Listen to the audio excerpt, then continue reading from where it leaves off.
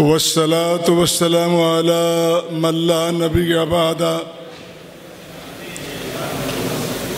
يا رب لك الحمد كما ينبغي لجلال وجهك عظيم سلطانك.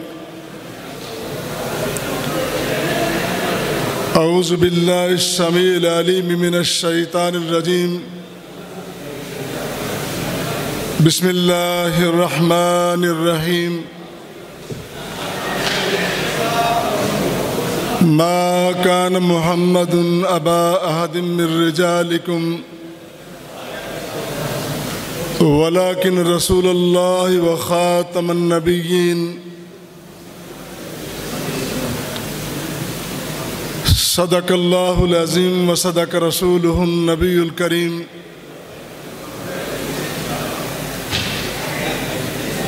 جناب صدر مکرم،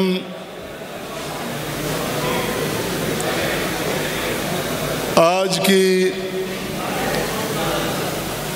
انتہائی مقدس اور پروقار مجلس کے صدر اسد منظور بٹ صاحب،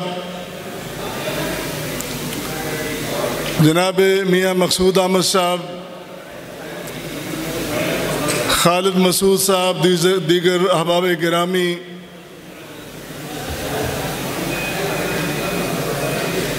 ختم نبوت مسلمانوں کی ریڈ لائن ہے. کوئی بھی صاحب ایمان و ایقان اس کو کراس نہیں کر سکتا.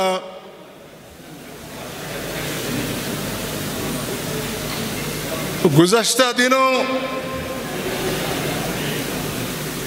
صرف وطن عزیز میں نہیں بلکہ ملت اسلامیہ میں ایک ہیجان پیدا ہوا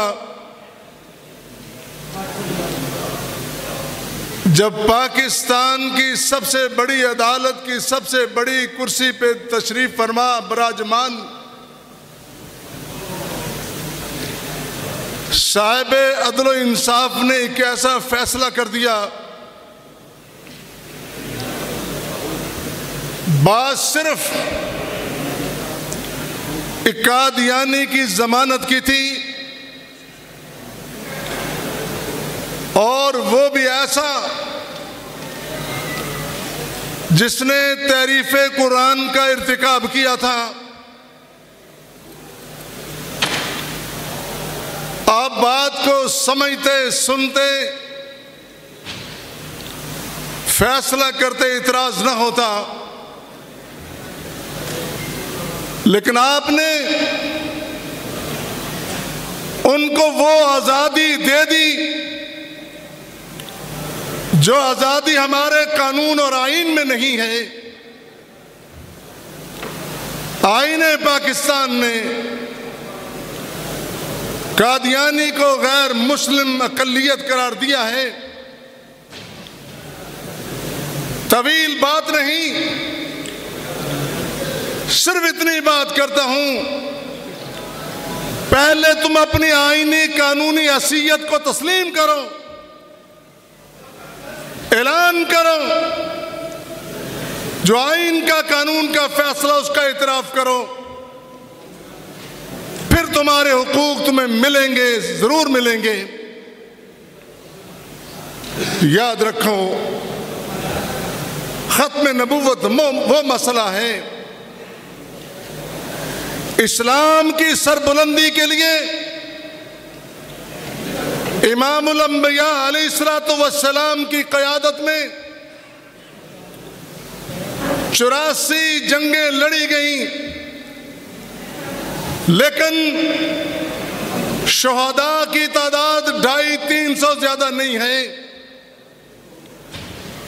لیکن ختم نبوت کے تحفظ کے لیے جو جنگ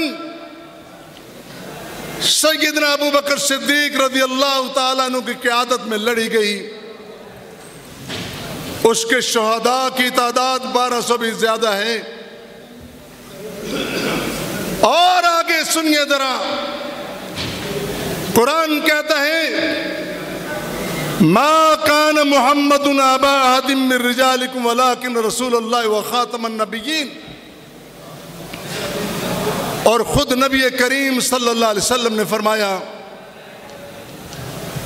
انا خاتم النبیین لا نبی بعدی. دنیا والوں، میں آخری پیغمبر ہوں، میرے بعد کوئی نبی نہیں آنے والا. ایک اور بات آپ نے ارشاد فرمائی، ہاں کوئی سچا نبی تو نہیں آئے گا، لیکن نبوت کے جھوٹے دعوے دار 30 دجال کذاب آئیں گے، ضرور آئیں گے. نبی کریم صلی اللہ علیہ وسلم کا ارشاد ہے. آپ سرچ کریں، ریسرچ کریں، آپ کو پتہ چلے گا 22 کے قریب جھوٹے نبی اب تک نمودار ہو چکے ہیں. لیکن ہوا کیا؟ کسی کو علم کا ہیضہ ہوا، اس نے نبوت کا اعلان کر دیا. کوئی نفسیاتی مریض ہوا، اس نے نبوت کا جھوٹا اعلان کر دیا. لیکن اس مرزا قادیانی کی صورتحال بڑی مختلف ہے. ذرا اس بات کو جانیے گا.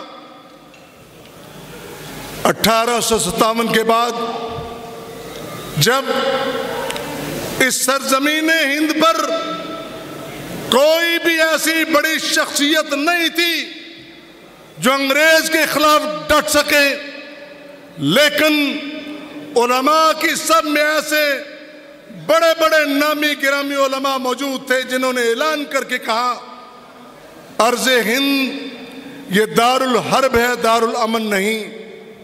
پھر کیا ہوا؟ برطانیہ سے پڑھے لکھے لوگوں کی محفل میں کھڑا 2-3 منٹ سے اگر اجازت ہو تو یہی ختم کرتے ہیں. اجازت سر، اجازت کنٹینیو کریں، بات مکمل کر لیں. کنٹینیو کریں. برطانیہ نے ایک وفد بھیجا 60 افراد پہ مشتمل. وہ وفد ہندوستان آیا جس میں پارلیمنٹیرین بھی تھے، جس میں ان کے علماء بھی تھے، جس میں اہل قلم بھی تھے. ان افراد نے سروے کیا اور سروے کے بعد اپنی رپورٹ تاج برطانیہ کو پیش کی کہ یہاں زیادہ طبقہ دین کو ماننے والا ہے. جب تک اب دین میں نقب نہیں لگائیں گے اب کامیاب نہیں ہو سکتے. لہذا ضروری ہے اپنے اعتماد کا ایک ایسا بندہ تیار کیا جائے جو آگے بڑھ کر ذلی نبی اس لفظ کو ذرا یاد رکھیے گا، اس کا دعویٰ کرے اور لوگوں کو ساتھ ملائے، پھر ہم کامیاب ہوں گے. مرزا قادیانی کو لانچ کیا گیا. اس نے پہلے مجدد کا دعویٰ کیا، پھر محدث کا دعویٰ کیا، پھر مہدی کا دعویٰ کیا، پھر مسیح کا دعویٰ کیا، پھر مسیح موعود کا دعویٰ کیا، پھر ذلی نبی کا دعویٰ کیا، پھر نبی کا دعویٰ کیا، اور اس سے آگے بڑھ کر اس نے کیا کیا دعوے کیے تاریخ کے اندر سارے موجود رہے. یہ وہ جھوٹا نبی ہے جس کو باقاعدہ لانچ کیا گیا. آج بھی عالم کفر میں، آج بھی یورپین کنٹریز میں جو قادیانی آگے بڑھتا ہے اس کو کیوں دفاع ملتا ہے، اس کو کیوں چھتری ملتی ہے، کیوں تحفظ ملتا ہے؟ اس لیے ان کا کاش کردہ پودا ان کا لانچ کیا ہوا فرد ہے. میرے بھائی، اس ضمن میں 2-3 باتیں میں عرض کرنا چاہتا تھا، لیکن میرا خیال ہے کہ شاید وقت کے دامن میں بڑی قلت ہے، گنجائش نہیں. زندگی رہی تو پھر بات کریں گے. ایک بات ضرور کہتا جاؤں، عقیدہ ختم نبوت وہ ہے جس میں ہم مسلمان کسی بھی طبقے سے تعلق رکھنے والے ہوں، گناہگار تو ہو سکتے ہیں، ہمارے اندر خطائیں تو ہو سکتی ہیں، لیکن عقیدہ ختم نبوت پہ کوئی بھی کمپرومائز کر سکتا نہیں کر سکتا. وآخر دعوانا ان الحمدللہ رب العالمین.